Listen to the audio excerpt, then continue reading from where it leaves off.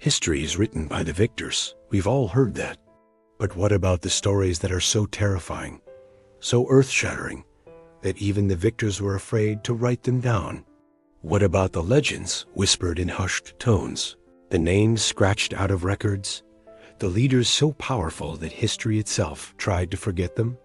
Today, we're pulling back the curtain on one such figure, a warrior king whose ambition didn't just threaten empires, but challenged the very foundations of the world as his contemporaries knew it.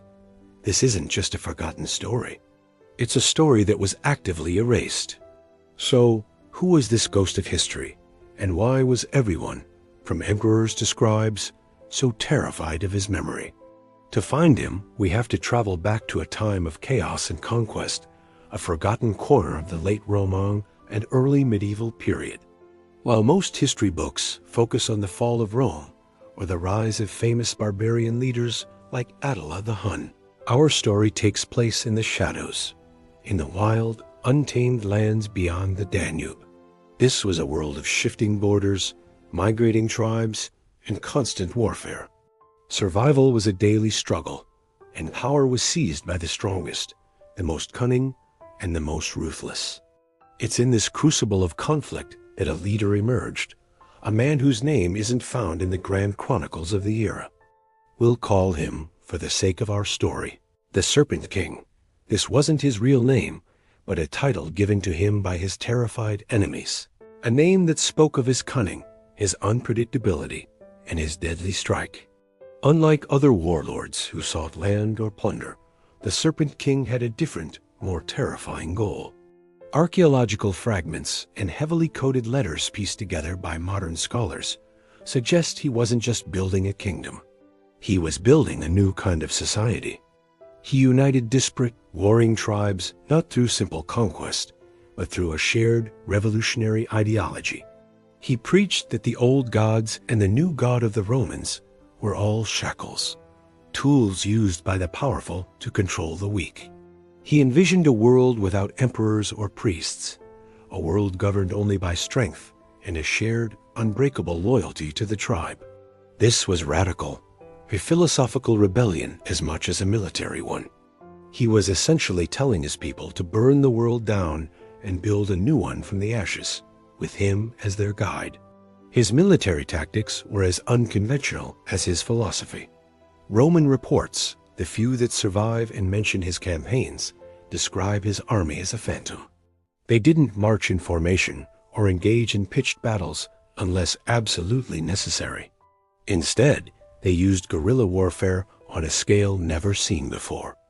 They would poison wells, start forest fires to trap legions, use decoys to lead entire armies into ambushes, and then vanish back into the swamps and forests they called home. His warriors were fiercely loyal, seeing him not just as a king, but as a prophet. They fought with a fanaticism that stunned the disciplined but weary Roman soldiers. Imagine being a Roman legionary, trained to fight organized armies on open fields, suddenly facing an enemy that seems to rise from the very earth, strike with lightning speed, and disappear without a trace. It was psychological warfare at its finest. The real terror, however, was his influence. His ideas began to spread like a contagion. Slaves on Roman villas, oppressed peasants, and even disgruntled soldiers within the Roman ranks started hearing whispers of this king who promised true freedom.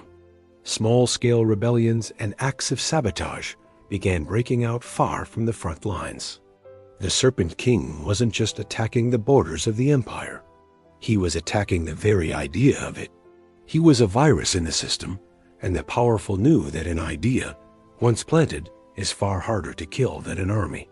This is the core reason for the fear. It wasn't just his military might. It was the danger that his philosophy of absolute, anarchic freedom could unravel the entire social order. He represented chaos, a return to a primal state that the civilized world had spent centuries trying to suppress. The climax of his reign is shrouded in mystery. We know there was a massive, concerted effort to destroy him. It wasn't just one Roman emperor. Evidence suggests a temporary secret alliance was formed between the Western Roman Empire, the Eastern Roman Empire, and even some of his rival tribal leaders.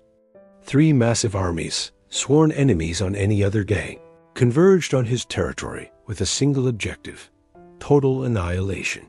Not just of his army, but of his people, his settlements, and any trace that he ever existed. The campaign was brutal and absolute.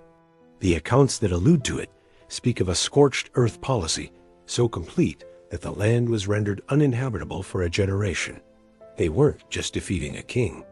They were performing an exorcism on the landscape itself. So what happened to the Serpent King?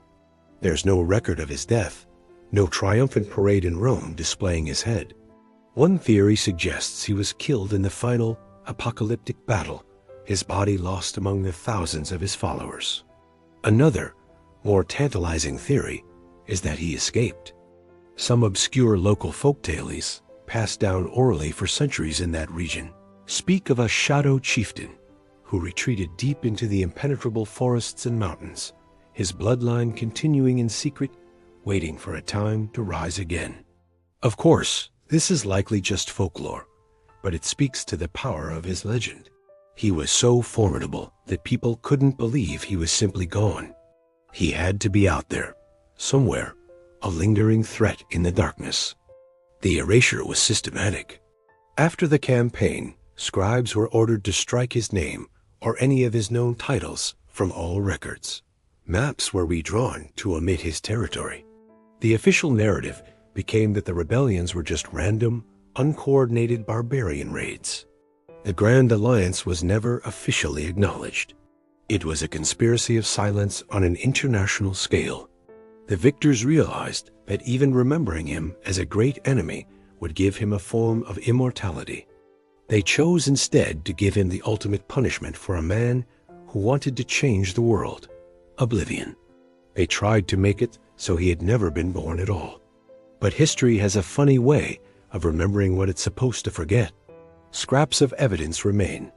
A strange symbol carved into a standing stone here, a panicked, half-burned letter from a Roman governor there, a distinct layer of ash in the archaeological record across a vast territory. Modern historians, acting like detectives, are slowly piecing together the ghost of the Serpent King. They're rebuilding the story of the man who is so dangerous, so revolutionary, that the most powerful empires on earth united to wipe him from memory. His story is a powerful reminder that history is not a static book, but a living, breathing thing with secrets still buried in its pages. It shows us that the biggest threats aren't always the ones we read about, but the ones nobody was allowed to write about. The Serpent King's legacy, ironically, is in his absence. He is a hole in the historical record that speaks louder than any written chronicle.